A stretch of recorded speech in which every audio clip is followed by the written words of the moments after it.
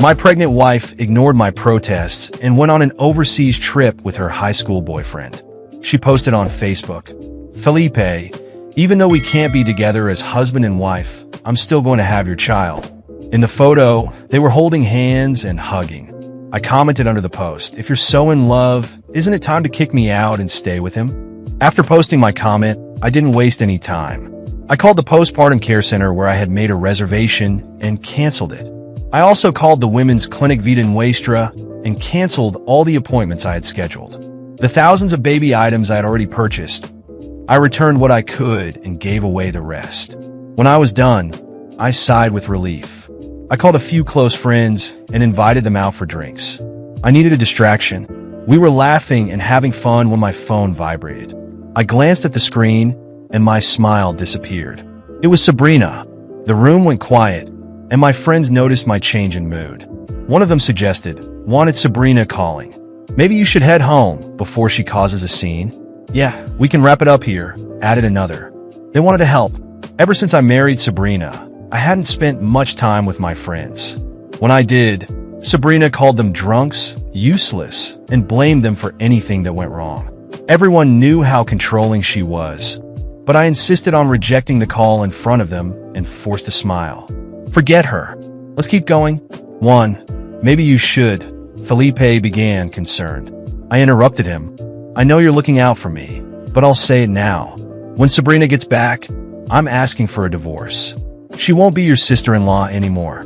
The group fell silent, exchanging uneasy glances, but said nothing more. My phone vibrated again. After hesitating, I answered. This time, Sabrina's shrill voice came from the other end, furious. "Juan Alvarez, who do you think you are ignoring my calls? If this happens again, you'll be sleeping on the couch for a month." I stayed silent as she launched into another rant. "Tell me, Juan," she demanded. "Why did you cancel the postpartum care center? If they hadn't called me, I'd still be in the dark. Are you planning to be this baby's father? If not, don't worry. Plenty of other men would be thrilled to." When Sabrina got pregnant, I treated her like a queen. Everything she asked for, I made happen. I booked the best postpartum care center in Napa Valley for $10,000 a month without hesitation. I loved her and wanted her to feel cherished, but she used my devotion as a license to walk all over me. "Are you listening to me?" Her sharp voice snapped me out of my thoughts. "Yes, I'm listening. What's the issue?" I asked calmly. "The issue is that you're going to fix it," she snapped back. "Rebook the center and send me another $10,000. Felipe, and I want to stay here a few more days." Her words made me laugh out loud. "Sabrina, have you lost your mind?" The moment those words left my mouth, Sabrina exploded. "Juan Alvarez, what did you just say? Repeat that if you're a man. Do you want me to file for divorce?" It wasn't the first time she used divorce as a threat. It was her trump card. No matter how small the fight, I always gave in. I apologized, took the blame, and did everything to calm things down. I thought that if I yielded enough, we'd eventually find happiness. But things never worked out that way. Taking a deep breath, I raised my glass and said calmly, "Fine. Let's get divorced." Then I hung up and turned off my phone. My friends stared at me in shock. "Why are you frozen? Let's toast to my freedom." That broke the tension. Laughter filled the air, and they raised their glasses with me. Drinks flowed, and I felt genuinely happy for the first time in years. Back at home, I collapsed onto the bed, the buzz of alcohol and freedom making me smile. For years, my life revolved around Sabrina's demands. She controlled everything, and I let her. I quit smoking and drinking for her. I gave her my entire paycheck every month. I cooked, cleaned, and took care of our home so she could do sports. But at some point, she forgot she wasn't royalty. The next morning, I woke up to loud banging on the apartment door. At first, I thought someone was doing repairs, but when the noise continued, I realized it was my door. I didn't need to guess who it was. I took my time pouring a glass of water as the voices outside grew louder. "Juan Alvarez, open this door now." Carla's sharp tone cut through the noise. "How dare you cancel the postpartum care and hospital appointments? Are you even human?" Her voice grated on my nerves, but I was used to it. Whenever Sabrina and I had the slightest fight, her parents rushed over to scold me. When I finally opened the door, I was met with furious faces. Without waiting for an invitation, they pushed past me into the apartment. "You'd better fix this immediately," Carla demanded. "Sabrina is coming back tonight, and everything needs to be back in place." "Is she bringing Felipe with her?" I asked coldly. "What are you implying?" "Sabrina is coming back alone." "Stop talking nonsense," Carla shot back defensively. "Oh, and I heard you got a $15,000 bonus at work," Gustavo added. "When are you going to give that to Sabrina?" I let out a chuckle, shaking my head. It was going to be a long day. My father-in-law, Gustavo, was certainly well informed. He even knew about the bonus I'd received from my last project. "So, when are you giving that money to my daughter?" Carla chimed in, her tone entitled. "You must have misunderstood," I replied dryly. "I'm asking Sabrina for a divorce." "Divorce?" Carla's face contorted in shock. When I said the word divorce in front of Carla and Gustavo, their immediate shock was evident.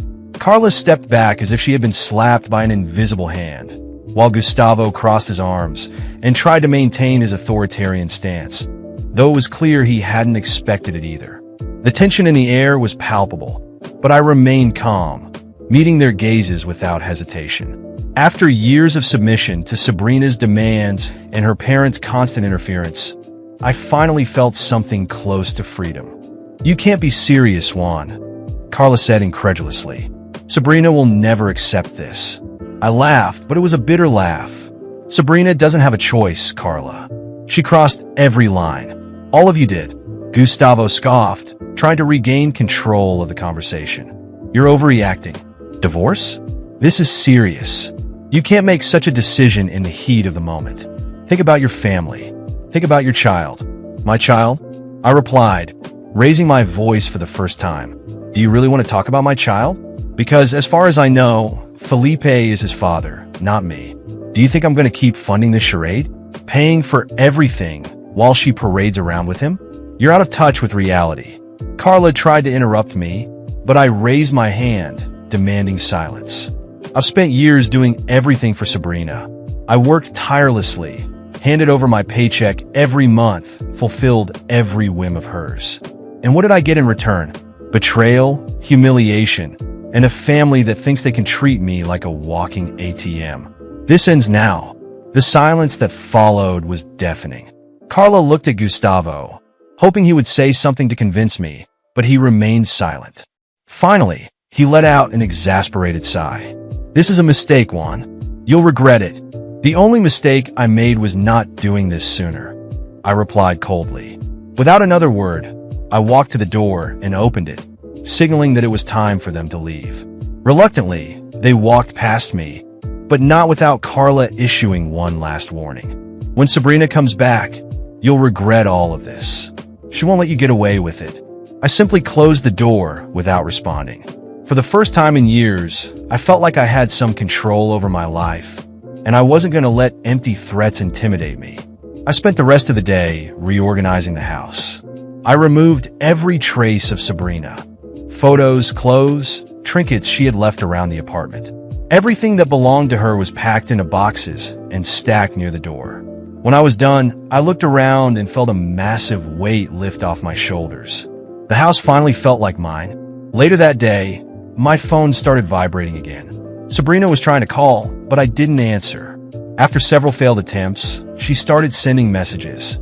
At first, they were insults, then threats. She said she would ruin my life, that I would pay for everything. Eventually, the tone of the messages changed. She started pleading, saying she loved me, that we could work through this. But I knew it was just another attempt to manipulate me. I ignored all the messages and blocked her number. I was determined to move forward, no matter the cost. The following night, around 10, there were violent knocks at the door. My heart raced, but I wasn't surprised. When I opened the door, there was Sabrina, accompanied by Carla and Gustavo. Her face was red with fury, and she wasted no time before starting to yell. "Juan, what the hell do you think you're doing? How dare you treat me like this after everything I've done for you?" I laughed, but it was loaded with sarcasm. "What have you done for me, Sabrina? You spent years using me as an ATM, as a servant, while you cheated on me behind my back. And now you have the audacity to come here and act like you're the victim? She tried to step inside, but I raised my hand. No, you're not crossing this door. Your things are there.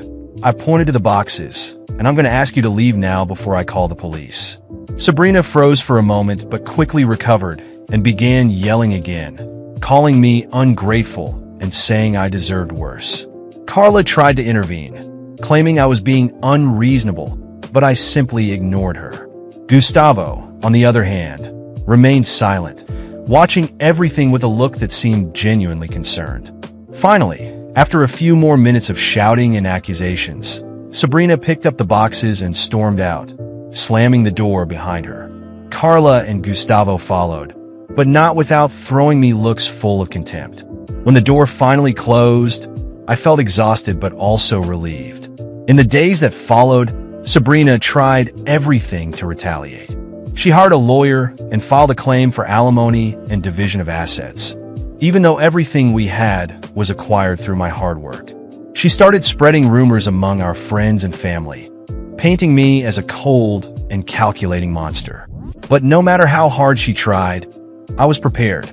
My lawyer successfully refuted every accusation, and when the truth about her relationship with Felipe came to light, she lost most of the support she had. In the end, the court ruled that she wasn't entitled to anything, except for a small amount to cover temporary expenses, and even though it was limited to a few months. The final verdict was a relief. I was finally free, and for the first time in many years, I felt like I could start my life over without Sabrina, without the constant pressure to satisfy someone who was never content. Looking back, I realized that every sacrifice I made was in vain, but it also taught me a valuable lesson. No matter how much you love someone, if that person doesn't respect you, you'll never be happy.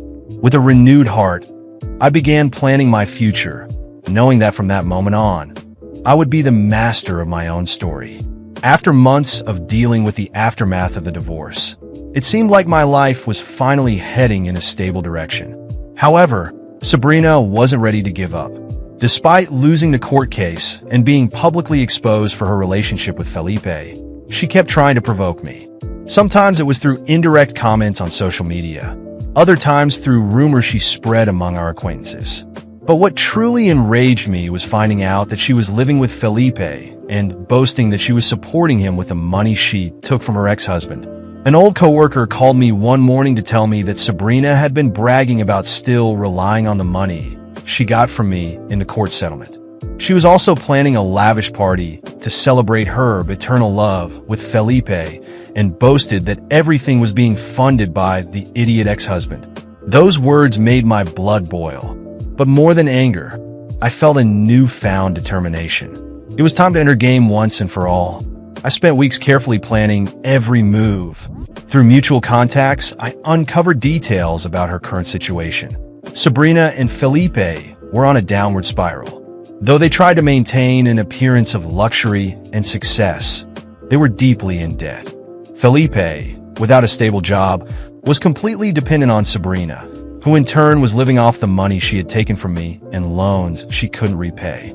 The party, I learned, would be a financial blow that would sink them even further.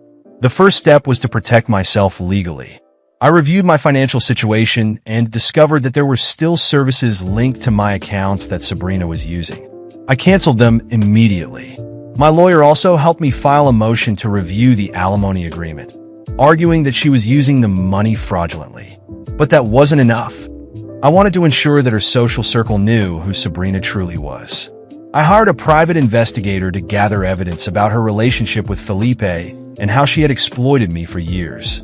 Photos, messages, witnesses, everything was documented. Armed with this information, I created an anonymous social media profile and started posting the evidence.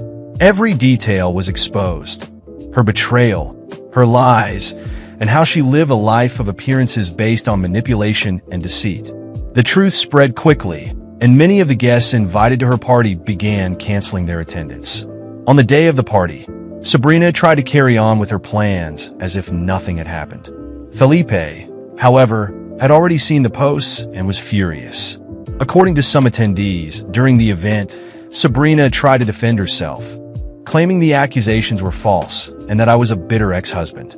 But Felipe, apparently drunk and tired of the lies, lost control and started yelling at her in front of everyone. The argument was so intense that most of the guests left before the event ended. Felipe accused her of ruining his life, manipulating him into a relationship he couldn't sustain, and finally stormed out, leaving her alone in the middle of the chaos. The days that followed were devastating for Sabrina. Her reputation was destroyed, many of her friends abandoned her, and her financial situation worsened.